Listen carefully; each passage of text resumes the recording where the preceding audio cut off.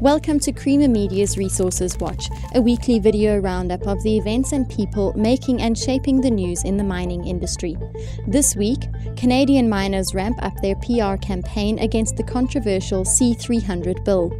Colombian mining investment may top $3 billion this year, and investors will become increasingly comfortable with mining in the Democratic Republic of Congo. Canadian mining industry groups turn the heat up in efforts to block the controversial C300 bill legislation. Federal Private Members Bill C300 could be very damaging to the Canadian mining and exploration companies that work in developing countries. And so we're asking for everyone's help to stop it.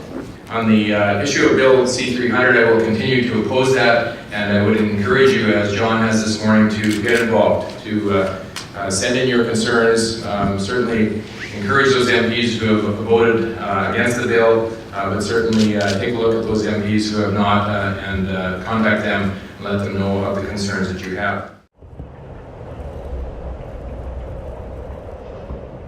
Colombia's Minister of Mining, Hernan Martinez Torres, says that investment in Colombia's mining sector is forecast at around $3 billion this year and could be higher. We're doing what any other country is doing, and we have done already what is, I consider, required. We have modified our contractual terms.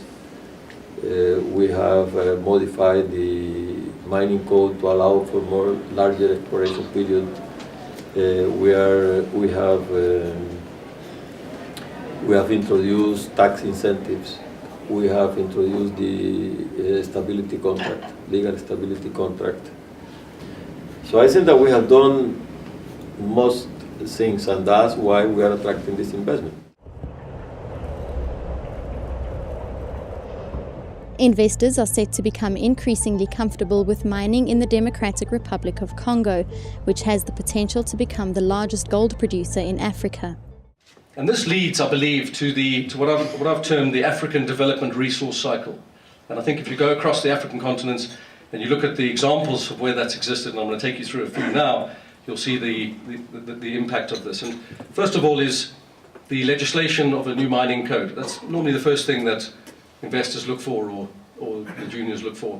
And then the liberalization of the economy, exchange controls, ability to repatriate funds.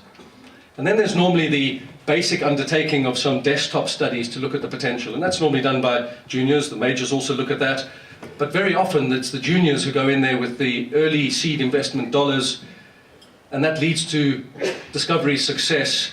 And then based on the size of that discovery success, that's normally followed up by the majors coming in, taking a stake, acquiring the companies, and then throwing a lot more capital to develop the projects, and then really expand the resource potential of that country.